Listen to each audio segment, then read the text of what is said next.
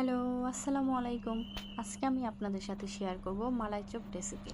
তো এর জন্য প্রথমে আমি একটা রুম টেম্পারেচারে থাকা ডিম ভালো করে ফেটিয়ে নিয়েছি এবং একটা বাটিতে ১ কাপ গুঁড়ো দুধ, ১ চা চামচ ঘি এবং হাফ চা চামচ বেকিং পাউডার দিয়ে ভালোভাবে মেখে নিয়েছি এবং এইদিকে আমি একটা পাত্রে দিয়ে দিয়েছি ১ লিটার দুধ এবং সাথে ১ কাপ পরিমাণ পানি। এখন এই দুধটা আমি ভালোভাবে বলক উঠিয়ে নিব এবং এইদিকে আমি এই যে ডোটা ওইটা দিয়ে চ্যাপটা চ্যাপটা করে গোল গোল মিষ্টি তৈরি করে নিব।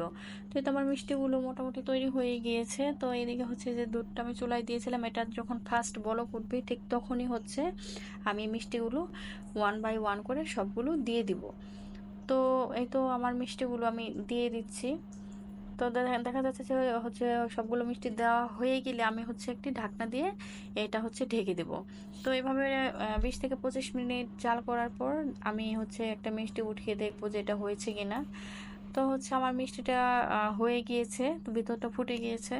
তো আমি এই পর্যায়ে মিষ্টিগুলো অন্য একটা বাটিতে উঠিয়ে নেব। এক্ষেত্রে দুধের শিরাটা অনেক পাতলা থাকবে। তো আমি এটাকে আরো ভালোভাবে ঘন করে জাল দিয়ে এই তো মিষ্টিগুলোর উপর ঢেলে দেব। তো এখন আমার মিষ্টিটা মোটামুটি সার্ভ করার জন্য রেডি হয়ে গিয়েছে। তো এটাকে আমি ঠান্ডা করে আধা ঘন্টা পরে সার্ভ করব। আল্লাহ হাফেজ, সবাই ভালো থাকবেন।